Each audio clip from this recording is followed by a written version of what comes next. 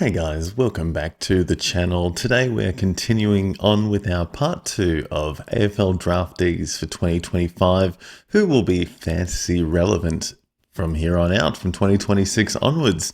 So we went through the first big batch in the first video there. That was a lot of the higher draft picks. Today I've got a few lower draft picks or mid-range draft picks that I think will be potential fantasy guns in the future. So let's have a look. First up here is Javan Philippou, who is the younger brother of Mateus Philippou of St Kilda.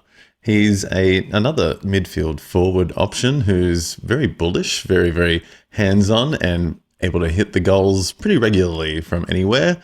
Also able to get into the midfield and grunt it up and accumulate a bit as well. A snapshot there, an explosive athlete with high impact per possession, whether in midfield or up forward. Is essentially South Australian royalty, football royalty as they say, with his grandfather and father also playing pretty decent SANFL careers. Molds his game off people like Isaac Heaney and Christian Petrarca.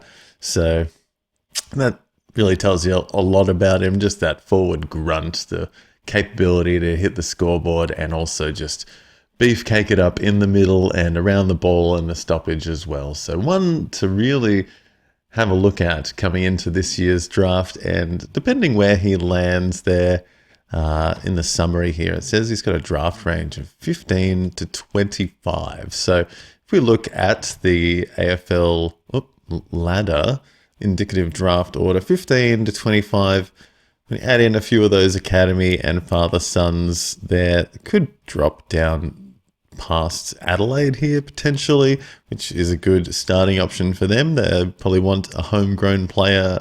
One of the Philippou brothers would do nicely for them.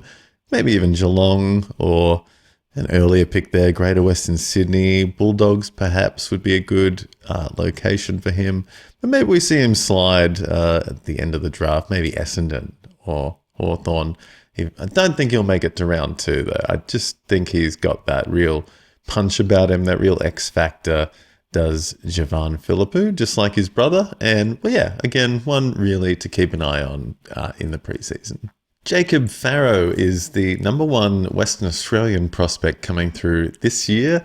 He's a bit of a defender midfielder with that real dashing halfback flank run and carry. A pretty good ball user as well. Played for West Perth and is a bit the big bolter out of Western Australia this year. Started the season with back-to-back 27 disposal games for the Waffle Colts. Also played a few games for East Perth, where he had one big game there where he had 22 disposals and a 9-mark game, which just shows he's probably got it at AFL level or the higher levels as his body ages and he matures. And one to stash away in keeper leagues for sure. And if you're after a Western Australian homegrown talent, he could definitely end up at the Eagles, I reckon, in this draft. Again, he has a draft range there, pretty high draft range. So you could see him go in the early teens, I think, especially after all those father-son selections, or maybe the later part of the first round. But West Coast does have that pick 13, which could roll back to like pick 17 or 18 at that stage. I reckon that's where we see Jacob Farrow go on draft night. Maybe even, I don't know, who knows, maybe Adelaide's going to sneak in and take someone like Farrow if they're not after Philippou. But I think I'd have to say the homegrown talent for Western Australia must be pretty enticing for the Eagles at that stage. And at this point, I'd really see him ending up as an Eagle, but we'll wait and see. We'll see who else wants him on draft night. Another Suns player here in Bo Adensole. He is potentially another huge fantasy prospect for the years ahead. He's tied to the Suns with this draft, and they'll probably pick him up in that first round or the start of the second round, and they'll probably pick him up for pennies, in my opinion, because he is an absolute unit in the midfield. He's just an absolute grunt and accumulates the ball heaps, clean stoppage craft and agility to match. So just a real beefcake in the middle. And just, I guess the only question early on in his career will be opportunity with all the crazy amounts of influx of talent into the Suns. Does he even get a run? Unfortunately, hopefully, I'd like to say he does, but I just don't know where he fits in at the Suns after Petrarca and all the draft picks the last few years. It's hard to see him getting much of a game next year, but also could be one of those Suns that, who knows, down the track maybe doesn't get the opportunity and wants a way elsewhere to be a bigger fish in a small pond. But yeah, one to definitely keep an eye on with this draft.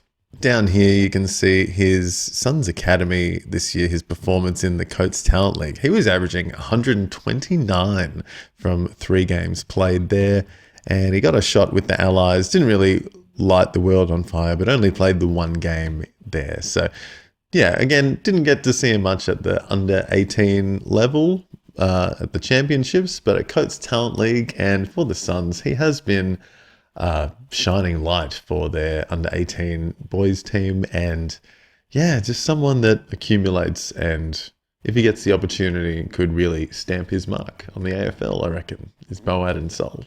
One of the first small defenders in this draft is Josh Lindsay of the Geelong Falcons, and he has been right up the top of draft boards all year. Probably slipped down a little bit in recent times towards the end of the year, so could see him slide a little bit on draft day. He is that defender who loves to have the ball in his hands and distribute with his massive left boot. And yeah, just really racks it up with that high kick to handball ratio, and someone that people want the ball in their hands of, and yeah, just accumulates a fair bit as well. Is really that defensive option and not really a midfielder though. So really is a solid defender. No chance of losing that defender status, hopefully. As you can see there, he's had a pretty consistent year for the Geelong Falcons down here and Vic Country as well, where he averaged 80 in both of those leagues this year from 10 games played in total. He is, yeah, just someone that I reckon could really sit down back, maybe at a team like St Kilda or the Demons or something. He's got a draft range there. It says 5 to 15. I reckon that's probably closer to 15 than 5. So I reckon he could be a great fit at GWS there. And yeah, possibly even the Western Bulldogs as well could use a man like Josh Lindsay. Yeah, bit of opportunity in both of those backlines in the future, I reckon, with Lockie Whitfield on the older side and Lockie Ash, yeah, being the new number 1 there, I think, in the next few years, and he'll need a number 2. So someone like Josh Lindsay could slot right in back at defence at the Giants, I think. Oscar Taylor is another small defender who has really bolted in the last half of this year. Yeah, just another great sneaky X-Factor defender off the halfback with great run and carry, really speedy. Says Taylor is a good chance to be taken with a pick in the teens come draft time, as clubs clamour for a halfback who offers points of difference. With Josh Lindsay aside, he's the best in that role, with his array of weapons possessing wicked left foot kicking and speed to burn. Recruiters will value how his style suits current ball movement trends, able to overlap up the ground and penetrate the forward 50 arc. He's also tough and accountable on the defensive end, having improved rapidly this season. He won't be on the board for long on night 1. So yeah, one that's really bolted and is big time in the recruiters' eyes.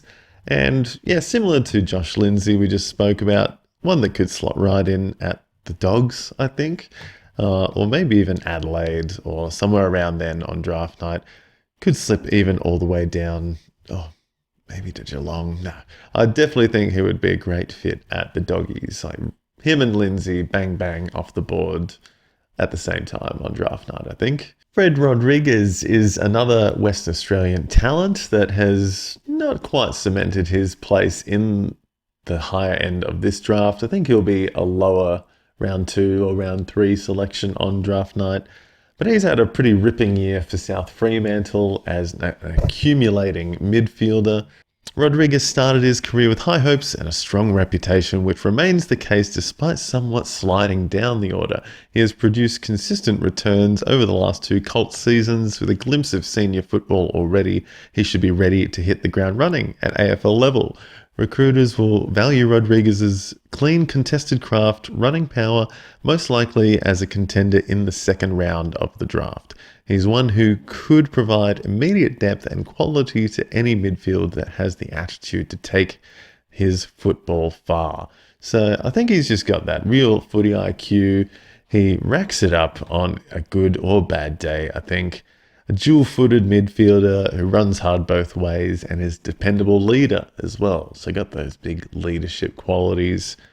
So yeah, just someone that I reckon we should be keeping an eye on from a fantasy perspective in the long term. Another one that could go to a Western Australian club on draft night and those later picks. But who knows? We've seen a lot of Western Australians end up in Sydney or in Melbourne. And that homegrown factor isn't always there. They are wanted well and truly around the state leagues later in the draft. So interesting to see where Fred goes on draft night. The fourth Gold Coast son here in Kobe Coulson, who is another midfielder who accumulates and is very, very powerful in the way he plays. Yeah, has been with the Suns Academy since starting his junior career, but he definitely will be the one that feels the squeeze of this rookie influx of talent. Whether he stays at the Suns for long, we'll see. It could be one that doesn't get a game, but yeah, I don't know. With Dimmer Hardwick, we did see him throw, again, Will Graham into the mix, and he was a bit of a later or 20 or 30 pick in his draft year. We saw him get a game before Leo Lombard or Jake Rogers and a couple of other higher draft picks in his draft. So I don't know. It'll depend on the preseason he has this year.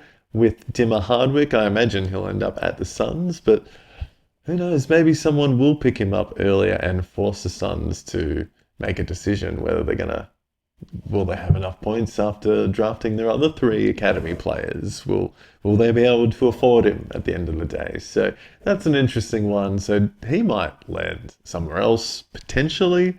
And if he does, I think he will actually have a better opportunity and be more fantasy relevant if he isn't at the Suns.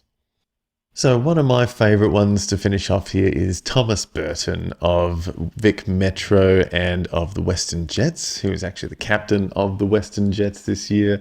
And he is a midfield defender who is just a dashing, fast, speedy option. And he also just loves to have the ball in his hands. Think Lockie Whitfield, think Jack Sinclair or someone like that. Just some speedy halfback option that explodes and is really, really good with his ball usage as well.